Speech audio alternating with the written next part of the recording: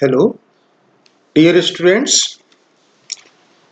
Today we will deliver the lecture on topic of control of slip ring induction motor drives.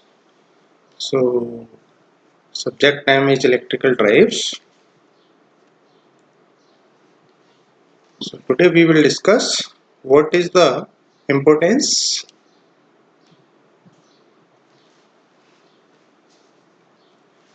of induction motor drives.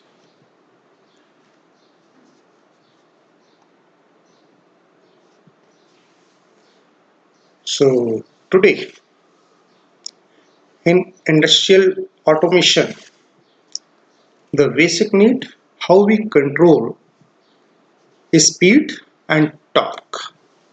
With the help of speed and torque, we decide the demand of load, which drives by the induction motor. So here we discuss for the controlling of speed and torque.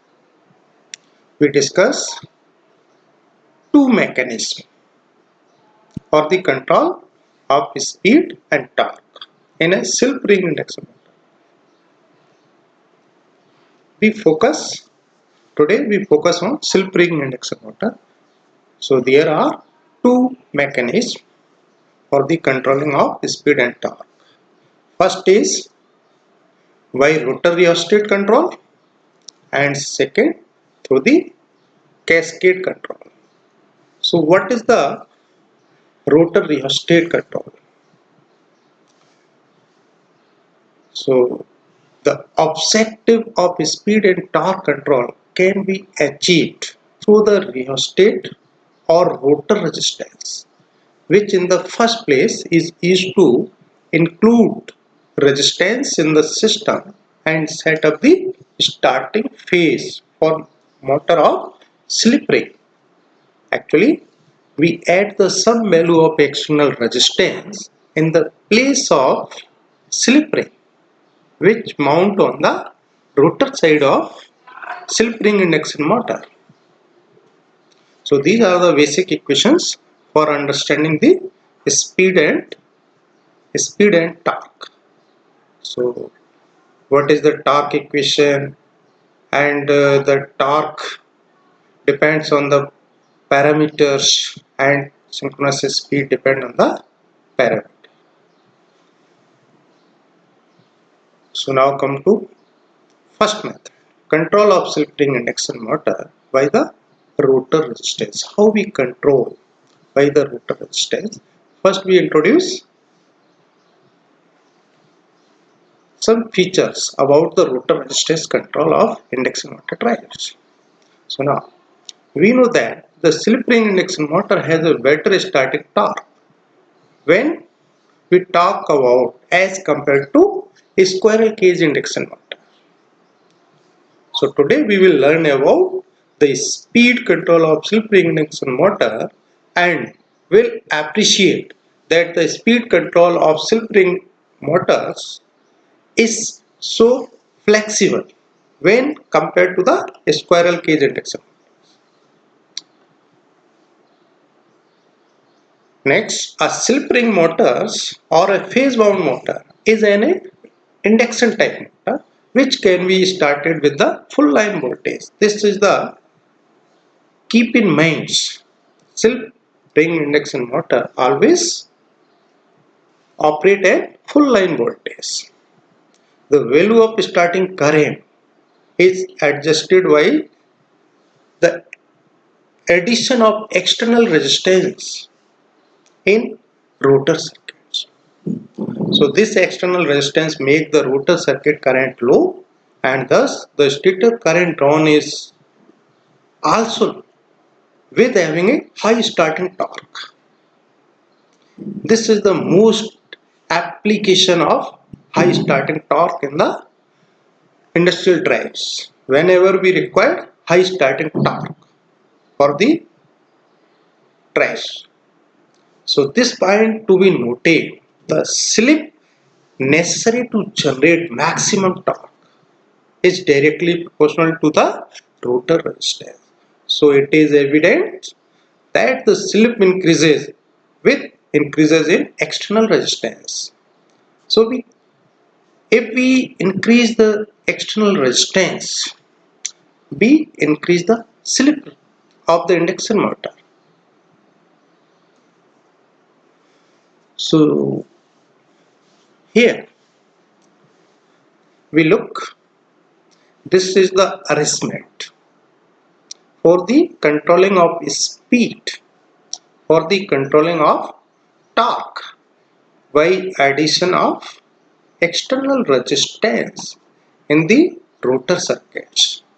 This is three-phase supply. Here we give the three-phase supply, and this is the stator of the self-spring induction motor, and this part is the rotor, and this is the slip ring. So this addition of the resistance, by addition of this resistance, increase or decrease, we also decrease and increase of the slip. And with the help of slip, if we increase the slip, we change the value of torque. So to understand speed control, let us look into the torque slip relation, which is given by the T equal to S upon R, where S is the slip of the motor and R is the rotor resistance. It is evident from the above relation that as the rotor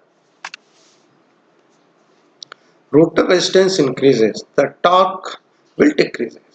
Here rotor resistance is decreases.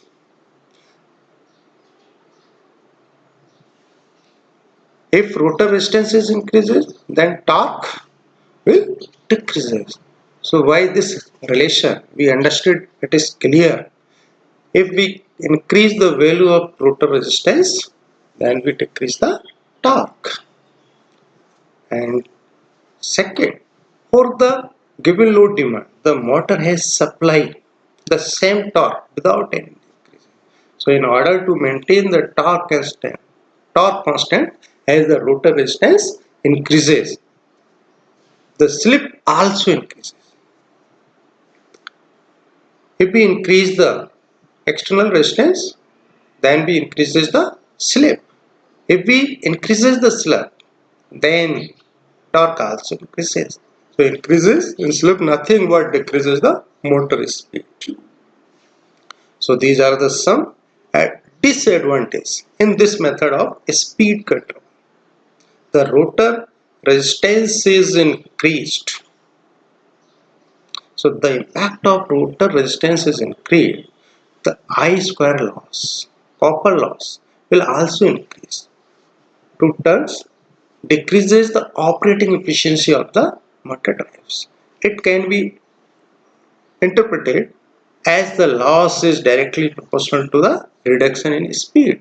So since the losses are more in this method of speed reduction is used only for short period. This is the applicable part. So this is the arrangement of this method.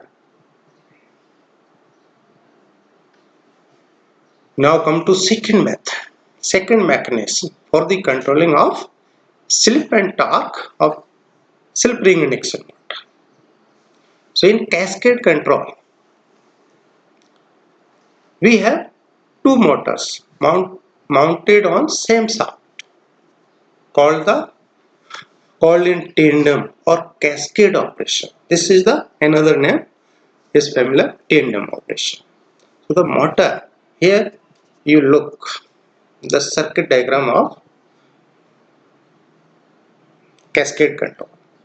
This is the motor A and this is the motor B, and both motors are mounted on same shaft.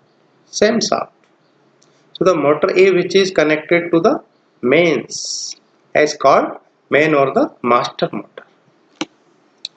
This motor has slip ring mounted on its rotor shaft from which the motor B, this is B, gets its supply from called auxiliary or known as slave motors. So it is to be noted that both motors are mounted on same shaft. Thus it is evident that Either the motors must run at the same speed or it may have some gear arrangements.